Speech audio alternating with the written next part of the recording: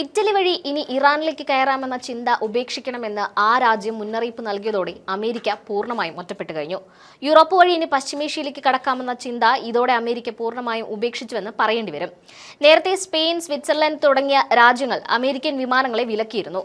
ലോക പോലീസ് ചമയുന്ന അമേരിക്കയ്ക്ക് ഇതിൽ പരം നാണക്കേട് ഇനി ലഭിക്കാനില്ല.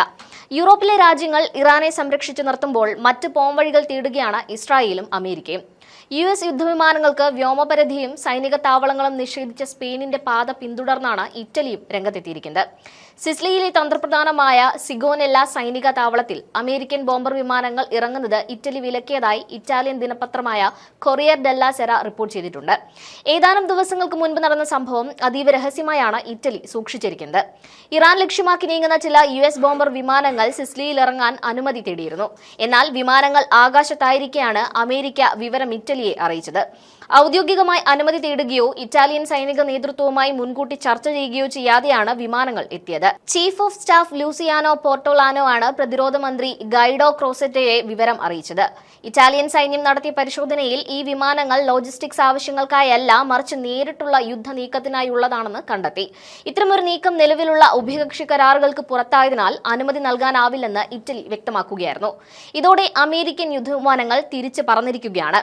സർക്കാരിന്റെയും പാർലമെന്റിന്റെയും മാർഗനിർദ്ദേശങ്ങൾക്ക് അനുസൃതമായാണ് ഇറ്റലി പ്രവർത്തിക്കുന്നതെന്ന് പ്രധാനമന്ത്രിയുടെ ഓഫീസായ പലാസോ ചിഗി വ്യക്തമാക്കി കഴിഞ്ഞു. ഓരോ അപേക്ഷയും കേസ് അടിസ്ഥാനത്തിൽ പരിശോധിക്കുമെന്നും ദേശീയ താൽപര്യങ്ങൾ സംരക്ഷിക്കുമെന്നും ഇറ്റലി അറിയിച്ചിട്ടുണ്ട്.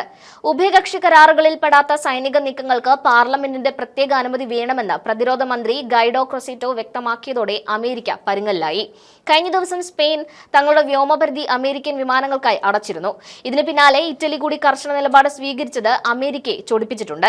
യൂറോപ്യൻ സഖ്യകക്ഷികൾ തങ്ങളെ പിന്തുണയ്ക്കില്ലെന്ന് ചൂണ്ടിക്കാട്ടി US state secretary Marco Rubio വിമർശനവുമായി രംഗത്തെത്തിയിട്ടുണ്ട്. യുദ്ധത്തിന് ശേഷം നാറ്റോയുമായുള്ള ബന്ധം പുനഃപരിശോധിക്കേണ്ടി വരുമെന്നാണ് അമേരിക്ക പറഞ്ഞത്. അതേസമയം അമേരിക്കയുമായുള്ള ബന്ധം ദൃഢമാണെന്നും സൈനിക താവളങ്ങൾ പൂർണ്ണമായും അടച്ചിട്ടില്ലെന്നും ലോജിസ്റ്റിക്സ് ആവശ്യങ്ങൾക്കായി അവ തുറന്നു തന്നെ ഇരിക്കുമെന്നും ഇറ്റലി വ്യക്തമാക്കിയിട്ടുണ്ട്. ബ്രിട്ടനിലെ RF എയർഫോഴ്സ് ബേസിൽ നിന്നുള്ള അമേരിക്കൻ ബോംബർ വിമാനങ്ങൾക്ക് സ്പെയിനിന്റെയും ഇറ്റലിയുടെയും തീരുമാനങ്ങൾ കനത്ത തിരിച്ചടിയാണ്. ഐബീരിയൻ പെനിൻസുലയും മെഡിറ്ററേനിയൻ പാതയും നിഷേധിക്കപ്പെട്ടതോടെ ടെഹ്റാൻ ലക്ഷ്യമാക്കി നീങ്ങുന്ന US വിമാനങ്ങൾക്ക് അറ്റ്ലാന്റിക് സമുദ്രത്തിന് മുകളിലൂടെ ദീർഘദൂരം സഞ്ചരിക്കേണ്ടി വരും.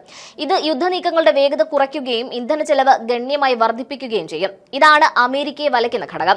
ഒരു യുദ്ധവിമാനം 500 കിലോമീറ്റർ അധികമായി സഞ്ചരിക്കുമ്പോൾ തന്നെ $10,000 അമേരിക്കയുടെ ഖജനാവിൽ നിന്ന് കാലിയാകുന്നത്. അമേരിക്ക പശ്ചിമേഷ്യൻ സംഘർഷം തീർക്കുമ്പോൾ യൂറോപ്പിലും അതിന്റെ അലയൊലികൾ അടിക്കുന്നുണ്ട്. യൂറോപ്പിലേക്കുള്ള ഇന്ധനത്തിന്റെ ഏറിയ പങ്കും വരുന്നത് പശ്ചിമേഷ്യയിൽ നിന്നാണ്. അനാവശ്യമായി ഇവിടെ അമേരിക്ക അധിനിവേശം നടത്തുമ്പോൾ അത് യൂറോപ്പിന്റെ സാമ്പത്തിക സ്ഥിതിയെ പിന്നോട്ടടിക്കുന്നുണ്ട്. ഇതിന് പിന്നാലെയാണ് അമേരിക്കയ്ക്ക് മുട്ടൻ പണിയുമായി യൂറോപ്യൻ രാജ്യങ്ങൾ ഇറങ്ങുന്നത്.